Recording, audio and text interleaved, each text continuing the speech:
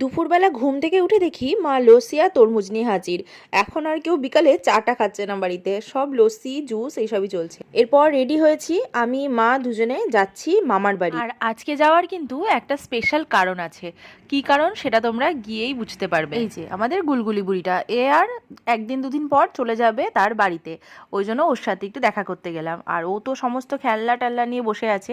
তারপর ওকে এক একটা নতুন নতুন জামা পরিয়ে শুরু হলো আমাদের ফটোশ্যুট সবাই মিলে। আর পেছনে এই যে ওর মা ওর মামি দুজনে পোজ দিচ্ছে, নাইটি পরে রয়েছে যেহেতু সেহেতু সামনে আসবে না, পেছন থেকেই পোজ দিতে ব্যস্ত। ওর মা বলছে ওর জামাগুলো ছোট হয়ে যাচ্ছে, ওই জন্য ওর সব জামাগুলো পরিয়ে পরিয়ে ওকে ছবি তুলছে। আর ও কত খুশি হয়েছে নতুন নতুন জামা পরে, দেখো। আর ওই যে লাল জামাটা, সেটা আমি আগের বার আসার সময় ওর জন্য এনেছি। যেহেতু একদিন পরে চলে যাবে সেই জন্য প্রথম থেকেই মনে হচ্ছিল ওর মুডটা অফ।